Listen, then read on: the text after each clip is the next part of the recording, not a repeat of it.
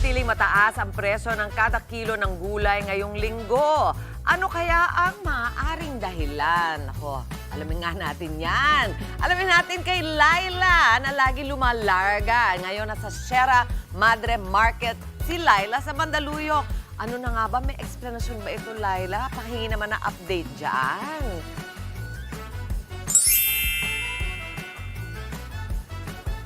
Mami Chiki, good morning sa inyo. Layo, no? Sierra Madre. Sa Mandaluyong, isang tumbling lang mula sa studio. Alam mo, Mami Chiki, yung mga presyuhan natin ng gulay, na-maintain naman niya yung presyo maliban lang sa dalawa. Ang isang bida ay etong kalamansi. Actually, pabida siya dahil tumaas siya by 50 pesos. At eto namang ating red bell pepper ay bumaba by 50 pesos din. So mag-rundown na tayo. Simulan natin doon sa pabidang kalamansi na talaga nang maayaw paawat sa pagsirit ng presyo.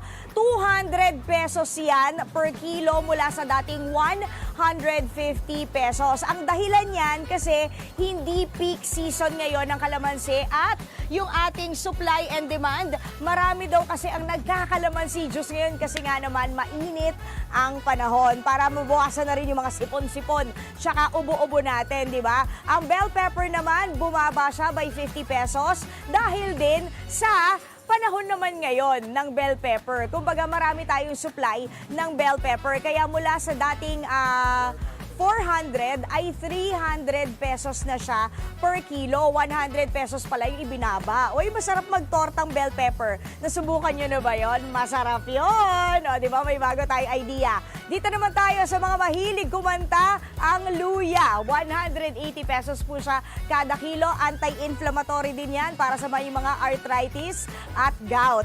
Ang bawang na kailangan natin ginigisa at yung mga chismosa, parang bawang din yan dahil dapat lagi silang kasali sa usapan. 160 pesos yan per kilo. Pagdating naman sa carrots, 150 pesos yan kada kilo. Ganun na rin ang patatas, ang palaya at ang labanos. Lahat yan, 150 kada kilo. Ang patola na minsan gulay, minsan tao, 130 pesos po yan. At syempre, ang talong naman, kung gusto nyong magtorta today, 120 pesos po yan kada kilo. Ang sibuyas, hindi naman kayo masyadong maiiyak dahil nasa 120 pesos ang sibuyas ngayon. Pagdating sa sayote na very rich in vitamins, 80 pesos yan kada kilo. At ang repolyo, kung kayo ay magigisa rin, kung magme-mixed vegetables o chop suey kayo, 120 pesos yan kada kilo. At ang kamatis na masarap din ipang sarsyado, pwedeng-pwede dahil 80 pesos lang yan kada kilo. Kausapin natin si Sir Enzo. Ayan ha, si Sir Enzo Laganapan, ang ating stall owner dito. Ikaw ba ang stall owner? Hindi po, si Tita. Si Tita. Pero ikaw ay? Katiwaldas. Ay, Katiwaldas. Sige po, daan-daan. Okay lang Kaya yan. po yan.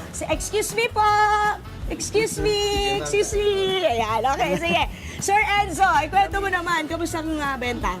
Sa ngayon po, hindi ganun kabili. Medyo may katamalan. Siguro maraming iniintindi yung mga kababayan natin ngayon. Like tuition fee, isa pa pambili yun, ng di school, ba? ano, Oo nga kailangan yan. naman. At saka, yung iniinda pa rin nila, imagine yung mo, yung mga pagtaas ng driver gasolina. natin, Oo. di ba? Oo. 250 na lang ang nauuwi. Itina mo naman, 150 yung ampalaya pag di ka pa na-bater Pag hindi ka niyan. na-bater. Hindi ba? Opo. Pero paano po? Sige, daan na po na daan. No? Sige po, oo. So, paano po yung diskarte natin? Nagbibigay ba kayo ng kunyari, mga ginayat-gayat na gulay para, kumbaga, pampakbet o pangsigang? May gano'n na kayong pinapak? Paano yung diskarte para kahit pa paano makatulong sa mga kapatid natin? No? Siyempre, binababaan naman yung presyo namin ng gulay kapag kaya naman na pwede nang may tubo, binibigay naman po. So, kumbaga kayo na lang din nagsasakripisyo. Oo. Kasi mabubulok din eh, di Hindi ba? naman siya ganun nabubulok. Kapag naman merong mga anong gulay, inuulam na namin yun. Ayun. Kaya mo pala healthy. Si Sir Enzo, maganda ang kanyang skin, namumula-mula. Okay, thank you, Sir Enzo. Salamat. Ingat. Oo. Okay, ingat din kayo. Ayan. Tsaka mainit ngayon ang panahon, Mami Chiki. Yung kalamansi, mabilis din yan mabulok. Kaya siguro isang tita tip dyan, hiwain nyo na yung kalamansi kalamansi bago pa siya maging dilaw. Ilagay nyo sa bote, tanggalin nyo yung seeds ha, yung buto, tapos ilagay nyo sa ref. Pwede na yung pangsawsawan o kalamansi juice. O, di ba? Ang sarap. O, sana nailista mo ng bonggang-bongga, Mami Chiki. Tara na, baka may ipapabili ka, PM Iski. Okay? Balik muna sa inyo sa studio! Naku, favorite kong kalamansi talaga. Lalo na pag mainit, yung kalamansi juice. Mabuti na nabanggit mo yan, lalalalay. Na sige, mag-uwi ka na ng kahit hati-hati na kami sa 1 kilo. Maraming salamat, Laila! Mga kapatid, Dimples Romana po, maging maalam at may pakialam sa mga napapanahong issue at headlines. Mag-follow na po at subscribe na sa social media pages ng News 5.